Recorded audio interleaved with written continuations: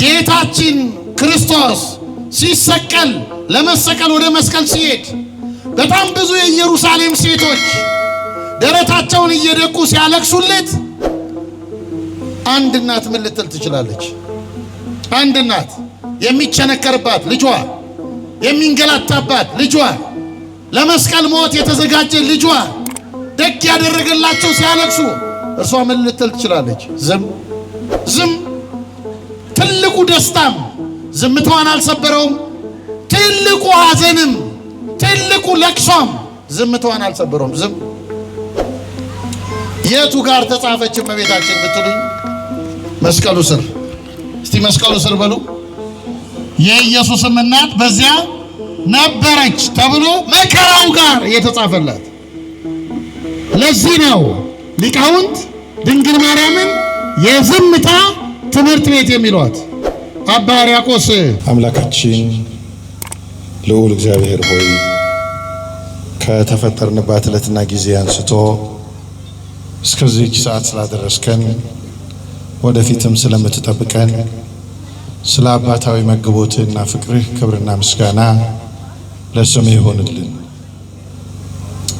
የዝምታ ትምህርት ቤት እጅግ የተወደዱ አባታችን ክቡር መላከ ፀሐይ መምህር ቀሲስ መንግስቱ የዚህ ታላቅ ቤተ መቅደስ ዋና አስተዳዳሪ፣ የህዝቡ ጠባቂ መጋቢ፣ ክቡራን አይንተ እግዚአብሔር ካህናት፣ ሊቃውንተ ቤተ ክርስቲያን፣ መምህራን ሁላችሁ በየደረጃችሁ የቅዱስ ያሬድ የዜማ በረከት ያደረባችሁ ዘማሪያን ወንድሞቻችንና እህቶቻችን፣ የዜማ ዕቃ ባለሙያዎች፣ የነገይቱ ቤተ ክርስቲያን ተስፋ የምትሆኑ የሰንበት ትምህርት ቤት ደቀ መዛሙርት የእግዚአብሔርን ቸርነትና መግቦት ፈልጋችሁ በዚህ ታላቅ የምህረት አደባባይ የተሰበሰባችሁ ኦርቶዶክሳውያን ቤተሰቦቻችን ሁላችሁን በክርስቶስ ሰላም እላችኋለሁ። እንደምን ሰነበታችሁ?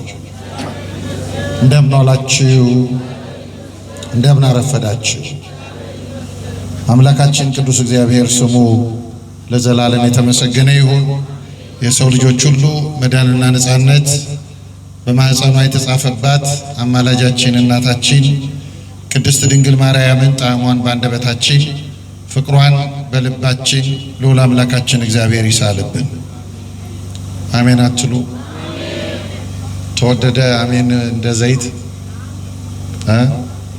ወይስ እሱም እንዲወደድ ፈልጋችሁ ነው? እልል በሉ አላልኩም? አሜን በሉ። እልል በሉ አላልኳችሁ? አሜን በሉ። በቃ አሜን አሜን ማለት ሁልጊዜ ትሰማላችሁ አይደለም?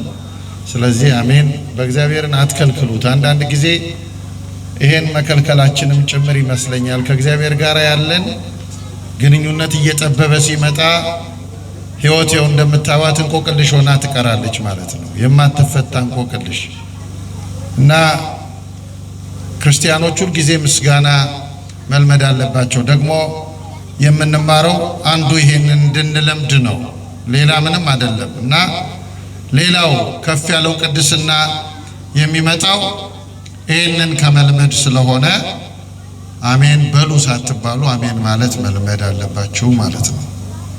እንደ እግዚአብሔር አምላካችን ቅዱስ ፈቃድ የምንማርበት የትምህርታችን ርዕስ የዝምታ ትምህርት ቤት የሚል ይሆናል። በዚህ ትምህርት ውስጥ የምናየው በአጭር ቃል እንዲገባችሁ እመቤታችን ቅድስት ድንግል ማርያም ለምንድን ነው በአራቱ ወንጌላት ውስጥ በስፋት የማናገኛት የሚለውን ጥያቄ ለመመለስ የሚያግዘን ትምህርት ነው። ይሄ የዝምታ ትምህርት ቤት የሚለው ቃል የመጀመሪያዊቱ ቤተ ክርስቲያን ለእመቤታችን ለቅድስት ድንግል ማርያም የሰጠችው ስያሜ ነው፣ ስም ነው። እመቤታችን የተጠራችበት ስም ማለት ነው። እኛ ኪዳነ ምሕረት ወላዲተ አምላክ ማርያም ብለን እንደምንጠራት ልክ እንደዚህ የመጀመሪያዋ ቤተ ክርስቲያን ድንግል ማርያምን የዝምታ ትምህርት ቤት በማለት ትጠራታለች። ዛሬ እንደምታውቁት የምንኖረው ዝምታን በተራበ ዓለም ነው። ዝምታ ልክ እንደ እንጀራ ዓለምን ርቦታል። የማይናገር የለም፣ የሚሰማ ግን እየጠፋ ነው። ማህበራዊ ሚዲያው ላይ ብትመለከቱ በጣም የሚናገሩ ሰዎች ነው የምታዩት፣ የሚያዳምጥ አታዩ። አንድ የሆነ ውይይት በቲክቶክም ይሆናል በምናምን ሲደረግ እኔ ካልተናገርኩ የሚል እንጂ እኔ ልስማ የሚል አታገኙ። እና ዝም ብሎ መስማት ለካ ጸጋ መሆኑን በትክክል የምንረዳበት ዘመን ቢኖር ይሄ ዘመን ነው። ዝምታ ግን በኦርቶዶክሳዊ ትምህርት በጣም ጥልቅ የሆነ ነገረ መለኮታዊ ትርጉም አለው። ቋንቋ ነው ዝምታ። ዝምታ እመቤታችን ቅድስት ድንግል ማርያም የደረሰችበትን የክብር ጫፍ ጭምር የሚያሳይ ነው። እግዚአብሔር ሰው የሚደርስበት ጸጋ ለሰው ያዘጋጀው ተሰፍሮ ተቆጥሮ የማያልቀው ጸጋ ባለቤት ወደ መሆን ድንግል ማርያም የደረሰችበት ትልቁ ሀብት ቢኖር ዝምታ ነው። ወደ ዋናው ሐሳባችን ከመግባታችን በፊት አምላካችን እግዚአብሔር ፍጥረትን ከፈጠረባቸው መንገዶች መካከል አንዱ ዝምታ ነው። ዝም ብሎ ፈጥሯል እግዚአብሔር ሳይናገር።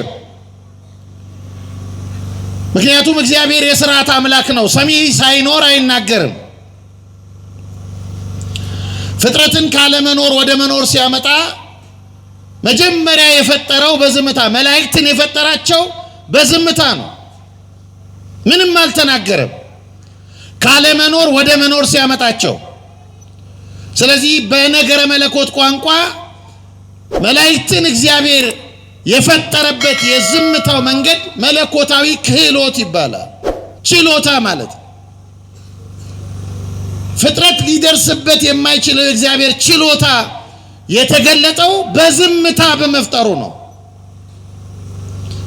ብዙ አዳዲስ ነገሮች በዚህ ምድር ላይ ሊፈጠሩ ይችላሉ፣ ሊገለጡ ይችላሉ። ወደ ላይም ወጥተን ወደ ጠፈር አዳዲስ ነገሮች ማስገኘት የሚችሉ ትልልቅ ጠቢባን በዓለማችን ላይ ሞልተዋል። እግዚአብሔር ላይ ግን ሊደርሱበት አይችሉም። እግዚአብሔር ዝም ብሎ ፈጥሯል። ይሄ ማለት የእግዚአብሔር ጥልቅ ክብር ደረጃ ነው። ነገ በነገረ እግዚአብሔር ጉዳይ ጊዜ ካገኘን እንማራለን። በጣም ጥልቅ ማለት ነው እና ያ ዝምታ ካለ መኖር ወደ መኖር ፍጥረትን ያመጣበት አንዱ መንገድ ነው። ለዚህ ነው ሊቁ አባ ጊዮርጊስ ዘጋስጫ ኢትዮጵያዊ ሊቅ ነው። በከመ ፈቀደ ይገብር ወከመ ሀለ ይፈጽም፣ እግዚአብሔር እንደወደደ ይሰራል እንዳሰበም ደግሞ ይፈጽማል ይላል። ሐሳቡ ስራ የሚሆንለት ዝምታ ማለት የአብ መገለጫ ነው። አብ ልብ ነው። ልብ እንደምታውቁት ሐሳቡን የሚገልጠው በቃል ነው።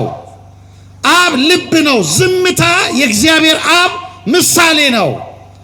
ሕይወት ያለው ህልውና ያለው የሚሰራ እግዚአብሔር ግን ሳይናገር ዝምታው ቋንቋ የሚሆንለት እዚያ ደረጃ የደረሰች በመሆኗ ድንግል ማርያምን የዝምታ ትምህርት ቤት ይሏታል። በመጽሐፍ ቅዱስ በዚህ በአንደኛ ነገሥት በምዕራፍ 19 ላይ አንድ ታሪክ እናገኛለን። ኤልያስ የሚባል ታላቅ አባት ነቢይ ነው። አክዓብ የሚባል ንጉሥ በሚኖርበት ዘመን የነበረ ነው። ታሪኩን አናነሳውም። ኤልያስ ከአክዓብ ጋር በአንድ ታላቅ ጉዳይ ተጣልቷል።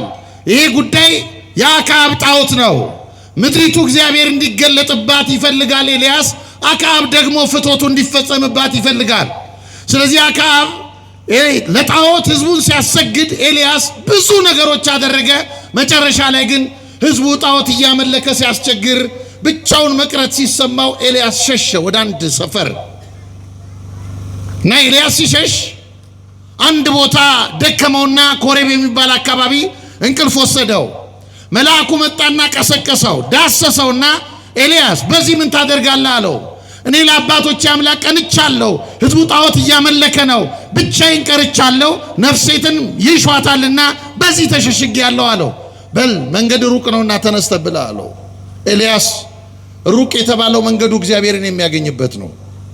ሌላ እንዳይመስላችሁ፣ እግዚአብሔርን ማግኘት ቅርብ እንዳይመስላችሁ። ሻይ ቤት እግዚአብሔርን ልናገኘው አንችልም። እግዚአብሔርን በመንገድ ላይ ልናገኘው አንችልም። የለም እያልኳችሁ አይደለም። በማይታሰብበት ዓለም እግዚአብሔርን ማግኘት አይቻልም። እግዚአብሔር የሌለበት የለም። የማይታሰብበት ዓለም ግን አለ። እግዚአብሔር በአንድ የሆነ ቦታ መንገድ ላይ በምናገኘው 2 እና 3 ጥቅስ በሚጠቅስልን አንድ ጎረምሳ የምናገኘው ዝም ብሎ ጥቅል ፓኬጅ ስጦታ አይደለም። እግዚአብሔር ሩቅ ነው መንገድህ አለው። ኤልያስ ተነሳ፣ ተጓዘ እና ሲጓዝ በመንገድ ላይ አንድ ከባድ አውሎ ነፋስ ገጠመው ኤልያስ። አውሎ ነፋሱ በጣም ሲናወጥ ከአውሎ ነፋሱ ኃያልነት የተነሳ ተራራ ተሰነጠቀ፣ አለት ተሰነጠቀ፣ ተራራ ተናወጠ። መጽሐፍ ቅዱስ ግን ምን ይላል? በነፋሱ መናወጥ ውስጥ እግዚአብሔር በዛ ውስጥ አልነበረም ይላል። አልነበረም። ኤልያስ ተሻገረ። ከእንደገና ከፊት ኤልያስ የምድር መናወጥ ገጠመው። በምድር መናወጥ ውስጥም እግዚአብሔር አልነበረም አለ መጽሐፍ። በጠለና 3ኛ እሳት ገጠመው፣ ከባድ እሳት። በእሳት ውስጥም እግዚአብሔር አልነበረም። ከዚያ በኋላ ግን ኤልያስ ያንን እሳት ተሻግሮ አንድ ትንሽ ጸጥታ ስፍራ ደረሰ። ያን ጊዜ ኤልያስ ፈርቶ ፊቱን በመጎናጸፊያ ሸፈነ ይላል። አያችሁ፣ እዚያ ጋር ሲደርስ ነው እግዚአብሔር ያናገረው ኤልያስን።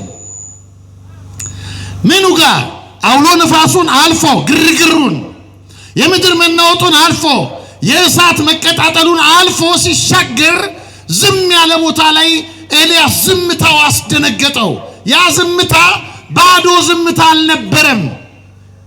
ያ ዝምታ የእግዚአብሔር የክብሩ መገለጫ የሆነ ከባድ ዝምታ ነው። የሚናገር ዝምታ ነው። የሚያስደነግጥ ዝምታ ነው። ግዙፍ የሆነ ዝምታ ነው። አንዳንዴ ሰው ባዶ ሆኖ ዝም ይላል፣ የሚናገረው አጥቶ። ኤልያስን ያስደነገጠው ዝምታ። ያኔ እዚያ ዝምታ ቦታ እግዚአብሔር ተናገረ። ኤልያስን ምን አለው? በዚህ ምን ታደርጋለህ አለው። ምን ታደርጋለህ? ለአባቶቼ አምላክ ቀንቻለሁ፣ ብቻዬን ቀርቻለሁ፣ ነፍሴን ይሿታል አለ። ኤልያስ አንተ ያላያቸው ለጣዖት ያልሰገዱ እኔን የሚያመልኩ አንተ ያልደረስክባቸው 7000 ሰራዊት አለኝ አለው። ኤልያስ በእውቀቱ በጥበቡ ሊያገኘው ያልቻለውን በምድር ላይ በዚህ በስጋ አይኑ ሊመለከተው ያልቻለውን እግዚአብሔር የሚያመልክ ሕዝብ መመልከትና ማወቅ የቻለው እዚያ ዝምታ ጋር ሲደርስ ነው። ለዚህ ነው ድንግል ማርያምን የዝምታ ትምህርት ቤት በማለት የጠሯት። እግዚአብሔር የተገኘበት ጫፍ ናት፣ ለዓለም የተገለጠበት።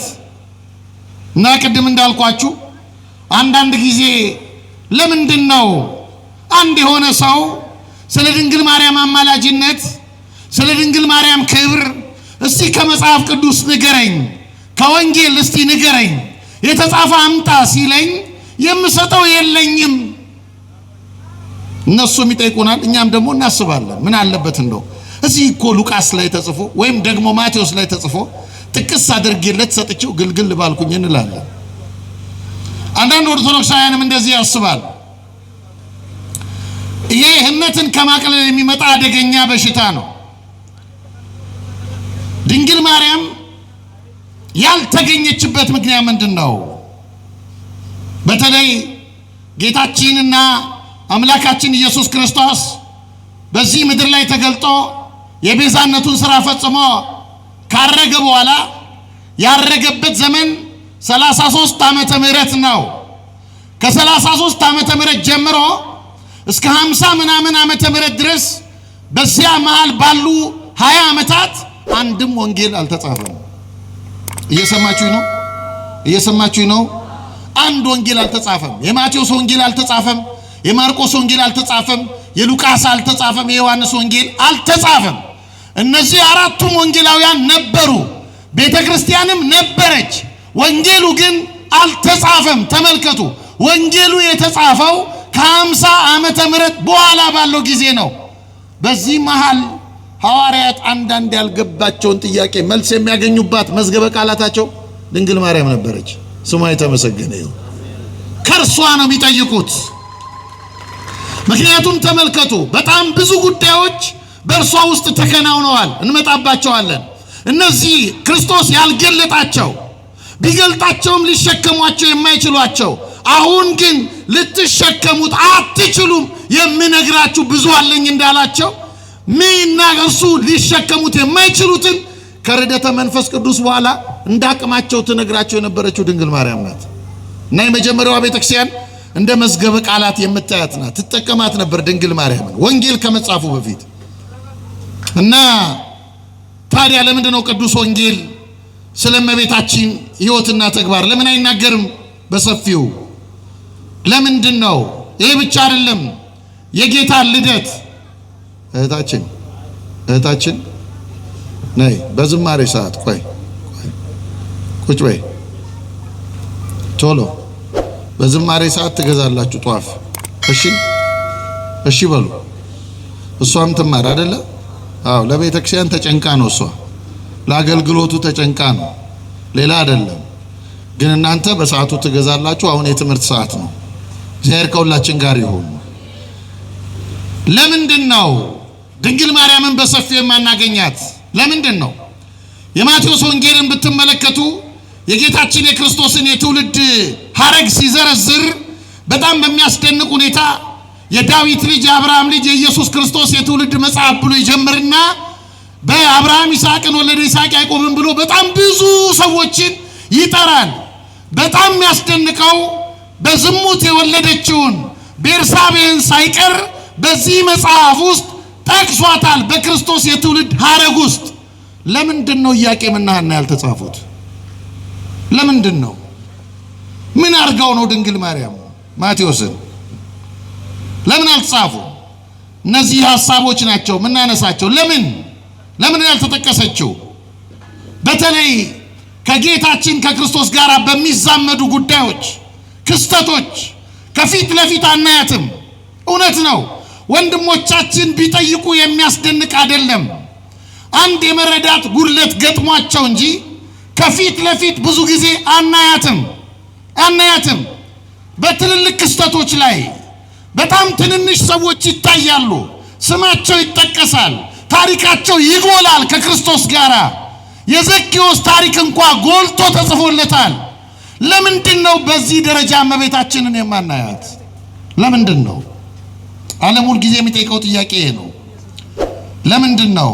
ድንግል ማርያም በትህትና ራሷን በመካድ የኖረች ናት።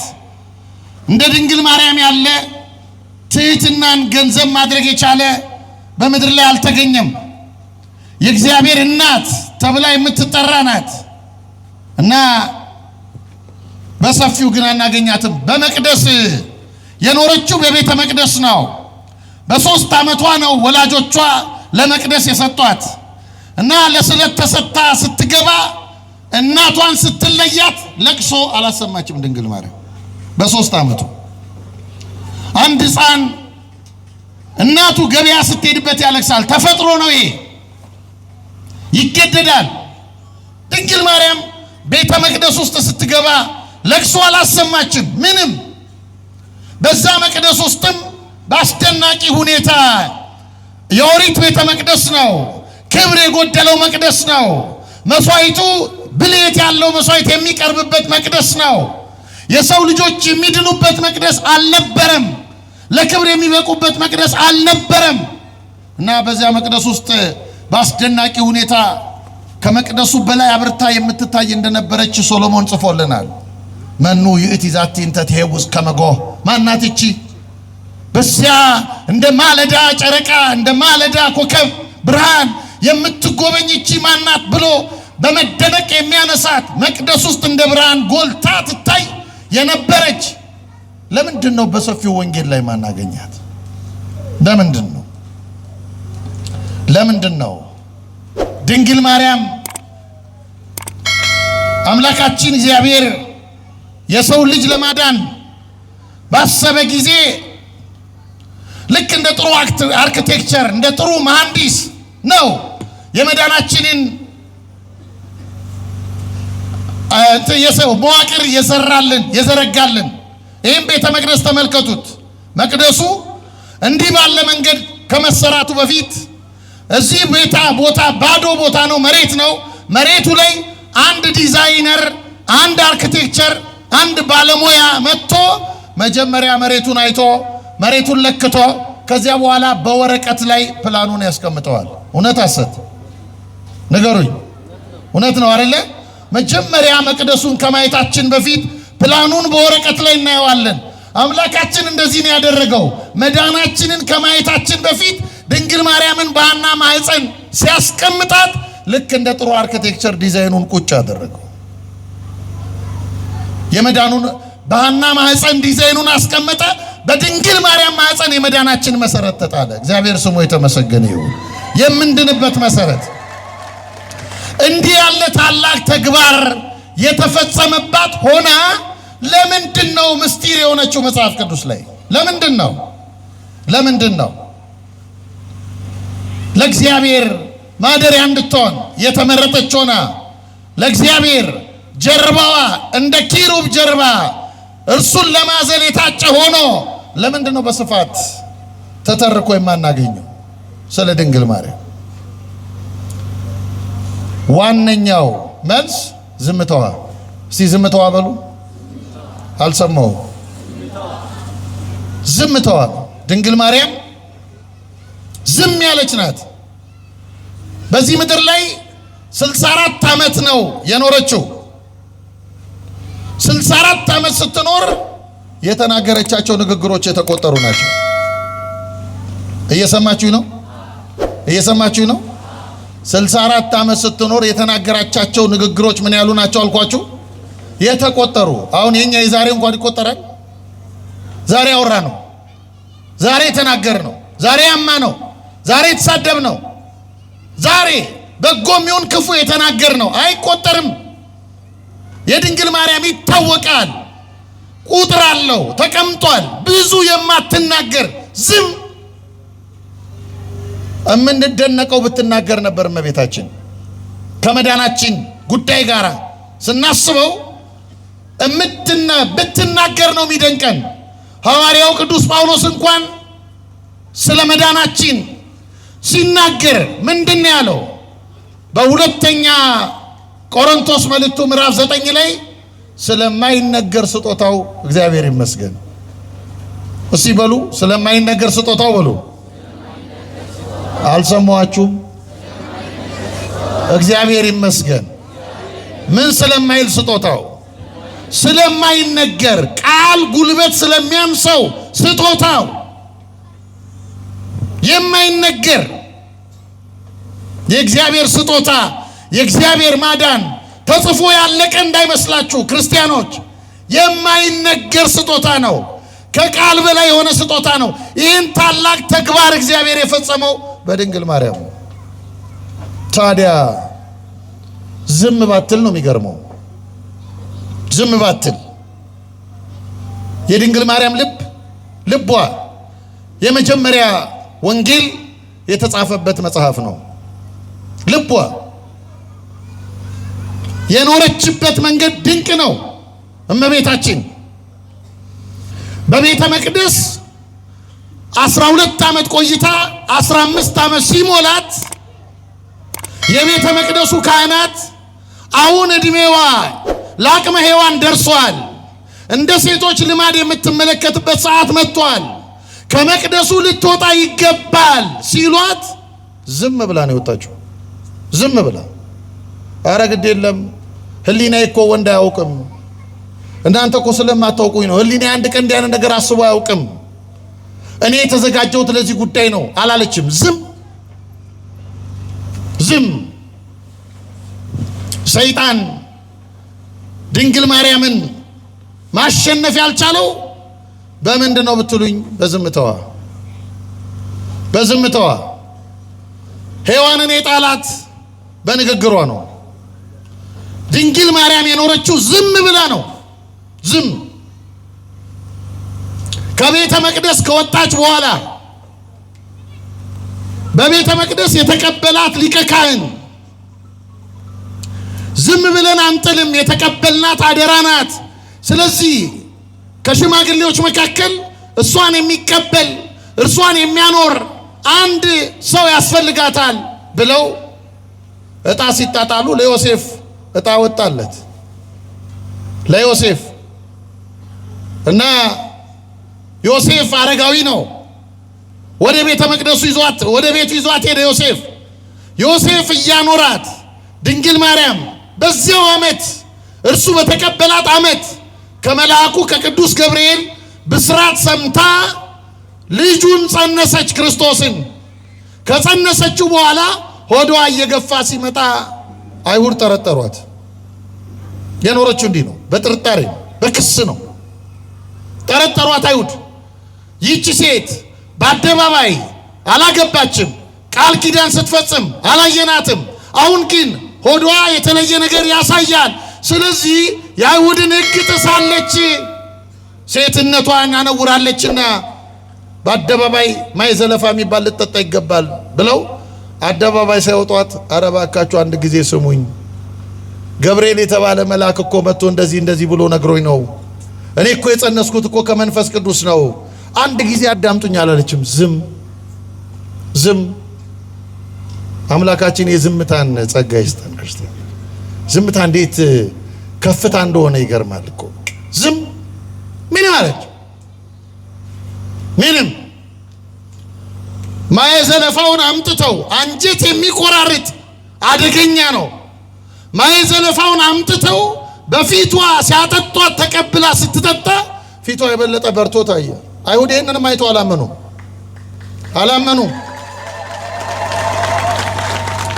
እና ዛሬ ሰዎች በጥቅስ እንዲያምኑ አትታገሏቸው ማለቴ ነው። ህሊና ከታወረ በብርሃን በርታ እያዩት አላመኑም። ተዋት። የሚገርመው ምን መሰላችሁ? መጽሐፍ ቅዱስ ስታነቡ፣ የማቴዎስን ወንጌል ስታነቡ ዮሴፍ ፍርሃት አደረበት። ለዮሴፍም አልነገረችው ለሚጠብቃት። ዮሴፍ ፈራ። መጽሐፍ ቅዱስ ምን ይላል? ዮሴፍ ጻድቅ ሆኖ ሳለ በስውር ሊተዋት ወደደ። ለምን? ዮሴፍ ለምን ፈራ? ጽንሷ እየገፋ ሲመጣ እኔ አረጋዊ ነኝ፣ ሽማግሌ ነኝ፣ አሁን እርሱ እንዲያደረገ ባል ይሆን ብሎ ለክብሩ ተጨንቆ ዮሴፍ ሊተዋት ሲወድ፣ እባክህ ዮሴፍ ና አንተ እንኳን ስማኝ እንጂ አንተ ስማኝ። አንተ ስትቀበለኝ እኮ በትርህ ለምልሞልሃል። አንተ ስትቀበለኝ ዕጣ ሲደርስ በትር ለምልሞ ታይቷል። አንተ እንዴት አትረዳም? መልአኩ እኮ አንድ ቀን መጥቶ እንዲህ ብሎ ነግሮኝ እኮ ነው አላለችውም። ዝም። ምን አይነት ባለጸጋ እናት ናት! ስሟ የተመሰገነ ይሁን። በእውነት የሚገርም ነው። ዝም። ዮሴፍ ጉዞ ሲጀምር የመለሰው መልአኩ ነው። ዮሴፍ ይትፍራነ ሲወታ ለማርያም፣ ባክህ ከእርሷ የተጸነሰው ከመንፈስ ቅዱስ ነውና ማርያምን ለመውሰድ አትፍራት አለው። መልአኩ መጥቶ አትፍራት አልነገረችውም። እሷ ዝም። ታዲያ ወንጌል ምን ይጻፍላት? ምን ነው የሚጽፈው? ማቴዎስ ምንድነው ስለ እመቤታችን ሊጽፍ የሚችለው? ምን ነግራው ይጽፋል? ይሄ ብቻ አይደለም። ስትወልደው ጌታን የወለደችው ሌሊት ነው፣ 6 ሰዓት። ሌሊቱ በራ፣ ቀን ሆነ። መላእክትና እረኞች አብሮ ዘመሩ። ገብርኤል እንኳን አላስቻለውም። ብስራቱ ሲሳካለት ድምፁን ከፍ አድርጎ አትፍሩ፣ ዛሬ መድኃኒት ሆነ ጌታ ተወልዶላችኋል ብሎ ይህን የምስራች ከተናገረ በኋላ ስብሐት ለእግዚአብሔር በሰማያት ወሰላም በምድር ስምረቱ ለሰብ ብለው መላእክትና ሰው አብሮ ሲዘምሩ አንድ እናት ምን ልትል ትችላለች? ዝም። ይሄ ታላቅ ደስታ ዝምታዋን አልሰበረው። ሐና እንኳን አልቻለችም። ሐና መካኒቱ ሐና መካን ነበረች። ሐና ካህኑ ኤሊ አንቺ የወይን ጠጅ የጠጣች ሰካራም ሲላት ቤተ መቅደስ ሄዳ ስታለቅስ እኔ ስካር አላውቅም ልቧ ያዘነባት ሴት ነኝ ብላ እንዲህ ተናግራ የሰዎችን ነውርና ነቀፋ እግዚአብሔር ሲያስቀርላት ልክ ሐና ሳሙኤልን ስትወልደው ልቤ በእግዚአብሔር ጸና ቀንዴም በጠላቶቼ ላይ ከፍ ከፍ አለ ብላ ዘምራለች። እመቤታችን የጠጣችው ማየ ዘለፋ አስታውሳ ይኸው ተመልከቱ እንዲያጠጥታችሁ ነበር፣ ዛሬ ግን መድኃኒቱ ከኔ ተወለደ አላለችም። ዝም ዝም ዝም። ክርስቲያኖች ድንግል ማርያም በጩኸት አትገባንም። እየሰማችሁኝ ነው? ሲበሉ ድንግል ማርያም በሉ እስቲ። በጩኸት አትገባንም። በዝምታ ነው የምናገኛት። ጥልቅ ዝምታ። ዝም ያለች ስለሆነች ዝም ያለች ወለደችው ጌታ። የሉቃስ ወንጌል ምዕራፍ 2ን ስትመለከቱ እንደተወለደ ወደ ቤተ መቅደስ ይዛው ስትሄድ አንድ ስምዖን የተባለ አረጋዊ 500 ዓመት የኖረ እና ይህን ሳይመለከት እንዳይሞት በመንፈስ ቅዱስ የተረዳ ሰው ድንግል ማርያም ልጁን ሕፃኑን ይዛ መጣ። ቤተ መቅደስ ስትገባ ከእጇ ተቀብሎ በክንዱ አቅፎ አቤቱ ዓይኖቼ በሕዝብ ሁሉ ፊት ያዘጋጀው ማዳንን ተመልክተዋልና አሁን ባሪያን በሰላም ታሰናብተዋለህ አለና ልጁን መልሶ ሰጣትና አንቺ ሴት በነፍስሽ ሰይፍ ያልፋል አላት። ዝም። እየሰማችሁ ነው? ምን አላት? አረጋዊ ስምዖን ምን አላት? በነፍስሽ። አዎ የሉቃስ ወንጌል ምዕራፍ 2 አንብቡ። ለምን አላለችው? ዝም። እና ምን እንጻፍ ለእመቤታችን ንገሩኝ እስቲ። ምን እንጻፍ? ወንጌል ምን ይጻፍ? እሷ ካልተናገረች ሉቃስ ምን ሊጽፍ ይችላል? ዝም። እኔ ከዲያብሎስ ባርነት ነፃ የሚያወጣውን ጌታ ወልጄ የምን ሰይፍ ትለኛለህ አላለችውም። ዝም ዝም ዝም። ጌታችን 12 ዓመት ሲሞላው ለፋሲካ በዓል ለማክበር ዮሴፍና እናቱ ይዘውት ወጥተው በዓል አክብረው ሲመለሱ ዞር ሲሉ ልጁ የለም፣ ክርስቶስ የለም።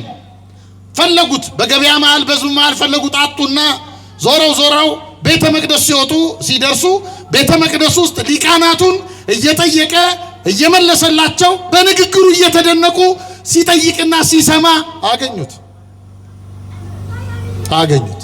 ሰማች ማርያም። የሚጠይቀውንም የሚመልሰውንም ሰማች። ከዚያ እኔና አባትህ እኮ ስንፈልግህ አለችው። ይኸውላችሁ አሁን ድንግል ማርያም የተናገረችው እዚህ ጋር ነው። ዮሴፍን እንዴት እንደምታከብረው ተመልከቱ። እኔና አባትህ ውለታውን ለዮሴፍ እየመለሰች እኔና አባትህ ስንፈልግህ አለችው። እኔ በአባቴ ቤት እንድኖር እንዲገባኝ አታውቁምን? ስለምን ትፈልጉኛላችሁ አለ። ከዚያ ወደ ቤት ገብቶ ይላል መጽሐፉ ለወላጆቹም ይታዘዝላቸው ነበር ይልና ወተወዲዮ ተልባ ማርያም ይሄንን በልቧ ተጠብቀው ነበር ይላል። በልቧ እስቲ በልቧ በሉ። ምን ትለው ነበር? አትገልጠውም ነበር ማለት ትጠብቀው ነበር። ጌታ ሆኖ ሲታዘዝላት እንደ ልጅ በልቧ ትጠብቀው ነበር። ዝም ዝም። እና ኦርቶዶክሳውያን ሞኞች ናችሁ እንደ እናንተ በጥቅስ ለማስረዳትና ለመረዳት የምትፈልጉት ስለእመቤታችን። እኔ ግን አንድ እውነት የምነግራችሁ ለእግዚአብሔር የበቃች ሀገር ለኛ አትጠበንም። ስሟ የተመሰገነ ይሁን። በፍጹም አትጠብም። ለእርሱ ከበቃችው ለኛ አትጠበንም። የሁላችን መድኃኒት በማህፀኗ ካደረ ለኛ አትጠበንም። ለሁሉ የሚበቃ መድኃኒት መሸከም ከቻለች ለኛ አትጠበንም። ድንግል ማርያም ዝም። የሚገርመው ወንጌል ስታነቡ ጌታችን ኢየሱስ ክርስቶስ ባደረጋቸው ትልልቅ ታምራት ድንግል ማርያምን ከፊት አናየም። የቱ ጋር እናያታለን? ሄሮድስ ሊገለው በፈለገ ጊዜ እናቱንና ሄሮድስ ሕፃኑን ሊገለው ይፈልጋልና እናቱንና ሕፃኑን ይዘ ወደ ግብፅ ሽሽ አለው ዮሴፍን ገብርኤል። እና እዛ መከራው ላይ ተገልጧል ስሟ፣ ችግሩ ላይ ተገልጧል ስሟ የድንግል ማርያም እዚህ ጋር ተገልጧል። በሌላ ስፍራ ግን አናነብም። ሐዋርያው ቅዱስ ጳውሎስ ወንጌል ሲያገለግል 14 መልእክታት ጽፏል። በአገልግሎት ውስጥ በወንጌል አገልግሎት ውስጥ ቅዱስ ጳውሎስ የገጠመውን ነገር ጽፎልናል። ተጋድሎውን ጽፎልናል። በዚህ ዓለም ላይ ገጠመውን እስከ 3ኛ ሰማይ ወጥቶ የመላእክትን ምስጋና መስማቱን ጽፎልናል፣ ተርኮልናል። ስለገጠመው ነገር ሲናገር እኔ በወንድሞች ፍርሃት፣ በበረሃ ፍርሃት፣ በከተማ ፍርሃት ነበረኝ። በባህር ውስጥ መርከቤ ተሰፍሮ ለ3 ቀንና 3 ሌሊት በቁር ነበርኩ፣ በጾም ነበርኩ፣ እንዲህ ነበርኩ እያለ ገድሉን ጽፎልናል። ድንግል ማርያም ግን ምንም አልነገረችም። ምንም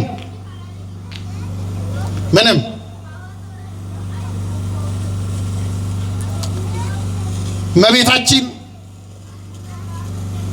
አንድ በማቴዎስ ወንጌል ምዕራፍ 26 ላይ የምናገኛት አንድ ሴት አለች፣ ማርያም የምትባል ዘማዊቱ ማርያም። ይህች ሴት በዝሙት ሕይወቷ ረክሶባት ትኖር የነበረች ሴት ናት። ከሰው የተገለለች ሴት ናት። አንድ ቀን ሕይወቷ እረፍት እንዲያገኝ ፈልጋ ዋጋው ውድ የሆነ ሽቱ ይዛ ወደ ጌታችን መጣች እና ጌታችን ጋር መጣ በእንባዋ እግሩን አጥባ ጸጉሯን እንደ ፎጣ ተጠቅማ እግሩን ጠርጋ ሽቱን ሰብራ ሰውነቱ ላይ አርከፈከፈች። ኋላ ጌታችን ምን አለ? ይህች ሴት ዋጋው ውድ የሆነ ሽቱ አምጥታ በሰውነቴ ላይ አርከፍክፋ ለመቃብር ያደርጋለችና መልካም ስራ ሰርታለች አለ። ይህች ሴት ደግሞ መልካም ስራ ሰርታለችና እስከ ዓለም ፍጻሜ ወንጌል በተሰበከበት ሁሉ ይሄ መልካም ስራዋ ለመታሰቢያዋ ሲነገርላት ይኖራል አለ። እስከ መቼ? ምን ሰታ? ምእመናን መልሱ እንጂ ምን ሰታ? ሴቲቱ ምን ነበረች? ዘማዊት አይደለም? ሽቱ ከሰጠች በኋላ ምን አለ? ይሄ መልካም ስራዋ እስከ ዓለም ፍጻሜ ሲነገርላት ይኖራል ለመታሰቢያዋ አለ። እንደው ከዚች ሴት አንሳበት ነው ክርስቶስ ድንግል ማርያም ስለ እርሷ ያልተናገረው? ከዚህ ሴት አንሳበት ነው? ለወደቁት ማንነታቸው ለረከሱ ጸጋን የሚሰጥ አምላክ የሚያከብር አምላክ ለዚች ሴት የሰጠውን ክብር ለእመቤታችን ሕይወቷን ሙሉ ለሱ የገበረችለት ሕሊናዋን፣ አእምሮዋን፣ ሕዋሳቶቿን ያስረከበችው እናት ሆና ለእርሷ እንዴት ዝም አለ? መልሱ ባጭሩ ኪዳኗን አከበረው። እስቲ ኪዳኗን አከበረው በሉ። ፈቃዷን አከበረላት። ምንም እንዲባል አትፈለገችም እመቤታችን። ምንም 9 ወር በማህፀኗ ያንን አምላክ ስትሸከም ምን እንደገጠማት አልነገረችንም። የክርስቶስን ታሪክ ወንጌል የሚነግረን ከ12 ዓመቱ አንድ ጊዜ ተርኳል። ከዚያ ከ30 ዓመት ጀምሮ ያለ ነው ወንጌል የሚነግረን። በመሃል ያለው 18 ዓመት ከድንግል ማርያም ጋር በነበረበት ጊዜ ክርስቶስ እንኳን ምን እንዳደረገ ወንጌል አልነገረንም። የምታውቀው እመቤታችን ብቻ ናት። ለምን ብትሉኝ ዝም ምን ያለችው? ዝም በሉ በቃ እንጂ ሉቃስ መጽሐፍ ቸግሮት አይደለም፣ ወረቀት አንሶት አይደለም። ምን እያደረግና ይሄ ጥያቄ ሉቃስም ሳይጠይቅ ቀርቶ ማርቆስም ሳይጠይቅ ቀርቶ አይደለም። ዝም አንድ ቦታ ጌታችንን አንድ ሴት መጣ አንተን የወለደች ማህፀን አንተን ያጠቡ ጡቶች ብፁዓን ናቸው ስትል ጌታ ምን አለ? አዎን አለ። ምስክርነት ሰጠና ቀጥሎ ምን አለ? ብፁዓንስ አለ የእግዚአብሔርን ቃል ሰምተው የሚፈጽሙ ናቸው አለ። አሁን ከእመቤታችን በላይ ቃሉን ሰምተው ይፈጽማል አለ? ክርስቲያኖች ከየት ይመጣል? ለምንድን ነው ክርስቶስ አዎ የኔ እናት እኮ ብፅዕት ናት ያላለው ብትሉኝ፣ ድንግል ማርያም ዝም ማለትን ወደደላት። በቃ ወደደላት። ታዲያ ምን ትበል? የሰው ልጆች የወደደበትን ጥልቅ ፍቅር እንዴት አድርጋ ትግለጠው? ወዳጄ ደግሞስ ብትነግረን እንዴት እንሸከመዋለን? እኛ እንዴት ያንን ማዳኑን ያንን እግዚአብሔር የሰው ልጅ የት ድረስ ወደደው ቢባል ከሰው መካከል እናት እስከ መምረጥ ነው ሰው ነው የወደደው። ከሰው መካከል እናት እስከ መምረጥ የወደደበትን ጥልቅ ፍቅር በማጣጣም ብቻ ነው የኖረችው ድንግል ማርያም እጹብ ድንቅ እያለች ዝም። እዚህ ዝምታ ውስጥ ፈልጓት ድንግል ማርያምን ክርስቲያኖች ዝም ዝም። እስኪዩ ወደ ሆሳዕና በዓል ስንሄድ በዕለተ ሆሳዕና ጌታ ወደ ኢየሩሳሌም የገባው በክብር ነው። በአህያ ውርንጫ ላይ ተጭኖ በክብር እና ዝማሬ አለ፣ እልልታ አለ፣ ክብር አለ። በዚህ የክብር ቀን ድንግል ማርያም አህያዋ እንኳ ተጽፎላት የሷ ስም የለም። አይገርማችሁ? ሐዋርያቱ ተጽፏል፣ ደቀ መዛሙርቱ እንዳሉ ተነግሯል። የድንግል ማርያም ግን ስም የለም። ለምን? ዝም። አንድ ታላቅ የቤተ ክርስቲያን አባት ይስሐቅ ሶርያዊ ይባላል። ይሄ አባት ምን ይላል? ዝምታ የመንግስተ ሰማያት ምሳሌ ነው ይልና ዝምታን የሚጠብቅ የጥበብ ዘውድ ይጭናል ይላል። እዚያ እግዚአብሔር የደረሰበት እግዚአብሔር የገለጠው ክህሎቱ ጋራ የመድረሷ ምልክት ምንድነው ብትሉኝ? ዝም። አንድም አባት አባ እንጦንስ ይባላል። አፍ ዝም ሲል ልብ ለእግዚአብሔር ይከፈታል ይላል። ሲበሉ አፍ ዝም ሲል በሉ እስቲ ልብ ለእግዚአብሔር ይከፈታል። ሰይጣን እመቤታችን ዝም በማለቷ ምክንያት በብዙ ምክንያት ክርስቶስን የፈተነ ሰይጣን ድንግል ማርያምን ላይፈትን አይችልም። ሰይጣን በብዙ ነገሮች ሲፈትናት በምንድን ነው ያሸነፈችው ብትሉኝ? ዝም። እና እንደ ድንግል ማርያም የሚጠላው የለም ሰይጣን። እርሱ ይጠላታል፣ እኛ ደግሞ እንወዳታለን። ስሟ የተመሰገነ ይሁን። አዎ ዝም። ለምን መሰላችሁ? አንደኛ ሰይጣን ያጣው በማኅፀነ ማርያም አምላካችን መዳናችን ጀምሮታል። መዳናችን የተጀመረው እዚያ ነው። ከዚያ በፊት ሰው ምን ሆኖ ነበር ብትሉኝ? ሰው በሩካቤ ሥጋ ወቅት ባልና ሚስት ሩካቤ ሲያደርጉ ጽንስ ሲጸነስ ሰይጣን ያን ድምፅ ሰምቶ መጥቶ እየተቆራኘ በኃጢአት የሰው ልጅ እንዲወለድ ያደርገዋል። ዳዊት ለዚህ ነው እነሆ በአመፃ ተጸነስኩ እናቴም በኃጢአት ወለደችኝ ያለው።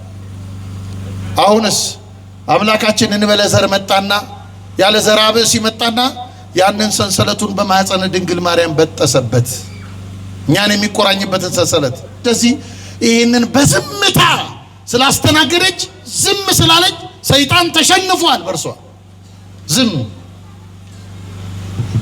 ጌታችን ክርስቶስ ሲሰቀል ለመሰቀል ወደ መስቀል ሲሄድ በጣም ብዙ የኢየሩሳሌም ሴቶች ደረታቸውን እየደቁ ሲያለቅሱለት አንድ እናት ምን ልትል ትችላለች? አንድ እናት የሚቸነከርባት ልጇ፣ የሚንገላታባት ልጇ፣ ለመስቀል ሞት የተዘጋጀ ልጇ ደግ ያደረገላቸው ሲያለቅሱ እርሷ ምን ልትል ትችላለች? ዝም። ትልቁ ደስታም ዝምታዋን አልሰበረውም። ትልቁ ሐዘንም ትልቁ ለቅሶም ዝምታዋን አልሰበረውም። ዝም። የቱ ጋር ተጻፈች እመቤታችን ብትሉኝ? መስቀሉ ስር። እስቲ መስቀሉ ስር በሉ። የኢየሱስም እናት በዚያ ነበረች ተብሎ መከራው ጋር የተጻፈላት። ለዚህ ነው ሊቃውንት ድንግል ማርያምን የዝምታ ትምህርት ቤት የሚሏት። አባ ሕርያቆስ ከቃሉ ጋር ናችሁ? ከቃሉ ጋር ናችሁ ነው? ከማዳበሪያው ጋር ናችሁ? ማዳበሪያው ዝናብ ሊከላከል መሰለኝ አይደል? ላስቲኩ። እሺ። አባ ሕርያቆስ እመቤታችንን አንድ ጥያቄ ጠይቋል። ድንግል ሆይ ሰባቱ የእሳት መጋረጃ በማኅፀንሽ በወዴት ነው የተዘረጋው? በግራ ነው በቀኝ? ጠየቀ። አልመለሰችለትም። ለምን? ብትነግረውም አልሸከመውም። ዝም። ሊደረስበት ያልቻለ የብዙ ሊቃውንት ብዕር የታጠፈበት የብዙ ሊቃውንት ብራና የታጠፈበት የብዙ ሊቃውንት ብዕራቸው የተሰበረበት ክርስቶስ የሚለው ስም የተከናወነው በማኅፀነ ማርያም ነው። ክርስቶስ የሚለው ስም የትኛው ሰዓት እንደወጣ ማንም አያውቅም። ፍጡር አያውቀው። ጌታ ስምዖን ጴጥሮስን አንተ እግዚአብሔር ልጅ ክርስቶስ ነህ ሲለው ይህንን ሥጋና ደም አልገለጠልህም የሰማዩ አባቴ መንፈስ ነው ብሎ ነው የመለሰለት። ክርስቶስ የሚለው ስም የወጣው ቃል ሥጋ በሆነ ቅጽበት ነው። ያንን ሰዓት ከእግዚአብሔር በቀር ማንም አያውቅም። ሁለተኛ የምታውቀው ገብርኤል እንኳን ያበሰረው አያውቅም። ሁለተኛ የምታውቀው ማናት ብትሉኝ እመቤታችን። እሷም ያወቀችው በማኅፀኗ የተከናወነ ጉዳይ ስለሆነ እነዚህን ታላቅ የእግዚአብሔር ምስጢር ዝም ብላ ያዘች። ዝም። ሁለት ነገሮች ልጨምርላችሁና ትምህርቴን ልጠቅልለው።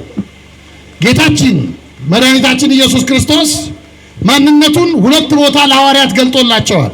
መንፈስ ቅዱስን ከመቀበላቸው በፊት አንደኛው በፊልጶስ ቂሳርያ ነው። ቅድም የተናገር ነው ክርስቶስ የእግዚአብሔር ልጅ ነው ያሉበት ቦታ። ይህንን ምስክርነት ከሰጡ በኋላ ጌታ ምን እንዳለ ታውቃላችሁ? ለማንም እንዳትናገሩ ተጠንቀቁ። እስቲ በሉ ለማንም በሉ እስቲ እንዳትናገሩ ተጠንቀቁ። ይህን ያለው ለሐዋርያት ነው። ሁለተኛ በደብረ ታቦር ነው። በዓሉ ሲደርስ ትማራላችሁ። በታቦር ተራራም ማንነቱን ከገለጠላቸው በኋላ ምን አላቸው? ለማንም እንዳትናገሩ ተጠንቀቁ። ድንግል ማርያምን ግን መልአኩ መጥቶ መንፈስ ቅዱስ ባንቺ ላይ ይመጣል፣ የልዑል ኃይል ይጋርድሻል፣ ካንቺ የሚወለደው ቅዱሱ የእግዚአብሔር ልጅ ይባላል ብሎ ይህን ታላቅ ምስክርነት ምስራች ከነገራት በኋላ ለማንም እንዳትናገር ያላላትም። እግዚአብሔር እንዴት እንዳመናት አይታችኋል? አላለም። ይህን ለማንም እንዳትናገር ራሷ ናት ዝም ያለችው። ለዚህ ነው ልቧ ሐሳቧ እንደ እግዚአብሔር ሐሳብ ነው የምንለው። አምላካችን እግዚአብሔር ከመቤታችን ረድኤት በረከት ያሳትፈን። አሜን በሉ። ዝናብ መጥቷል። ወደ ድንኳኑ ትገባላችሁ እናንተ። ይበቃል ትምህርቱ። እኔ ቦዲቲ ስመጣ ዝናብ ይወደኛል በጣም አስታውሳለሁ። የዛሬ ምናምን ዓመት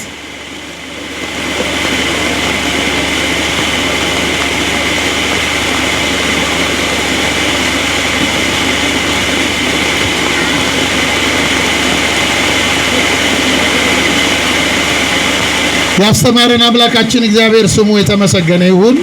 ከመቤታችን ከቅድስት ድንግል ማርያም ረድኤት በረከት ያሳትፈን። ክርስቲያኖች ድንግል ማርያምን ልክ እንደዚህ ከወንጌል ጋር አቻ አድርገን እግዚአብሔርን የምናገኝባት መዝገብ አድርገን ከእርሷ ጋር በፍቅርና በክብር በረድኤቷ ተጠቅልለን ልንኖር እንደሚገባ የሚገባ ትምህርትን የተማርነው ስላስተማረን አምላካችን ስሙ የተመሰገነ ይሁን። ከዚህ በመቀጠል መርሃ ግብሩ ይቀጥላል ይመስለኛል። መቅደሱ እኛ ስንመጣ እዚህ ጅማሬ ላይ ነበር አስታውሳለሁ እኔ ስመጣ። አሁን ደግሞ እግዚአብሔር ረድቷችሁ አግዟችሁ ወደ ፍጻሜው አካባቢ ደርሳችኋል። ዞሮ ዞሮ ግን የቦዲቲ ምዕመናን በጣም ብርቶች ናችሁ፣ ጎበዞች ናችሁ።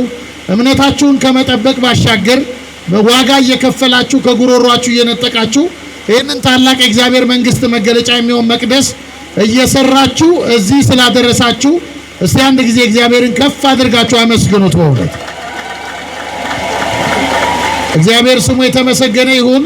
ምናልባት ይመስለኛል በቲክቶክም ላይቭ መርሃ ግብሩ እየተላለፈ ትምህርት እየሰሙ ያሉ ኢትዮጵያውያን እንደሚኖሩ ተስፋ አደርጋለሁ። እናንተም እዚህ ያላችሁ እንግዲህ የቤተ መቅደስ ዞሮ ዞሮ የምንሰራው ለራሳችን ነው። ለኛ የምንሰራ መሆኑን ማወቅ አለብን አንደኛ። ሁለተኛ ደግሞ እኛ ክርስቲያኖች በሕይወተ ሥጋ ያለን አባቶቻችን በደም ያቆሙትን እምነት አባቶቻችን ሕይወታቸውን ገብረው ለኛ ያሻገሩትን እምነት እኛ ገንዘብ ሰጥተን ለሚቀጥለው ትውልድ የሚጠለልበት እመኑኝ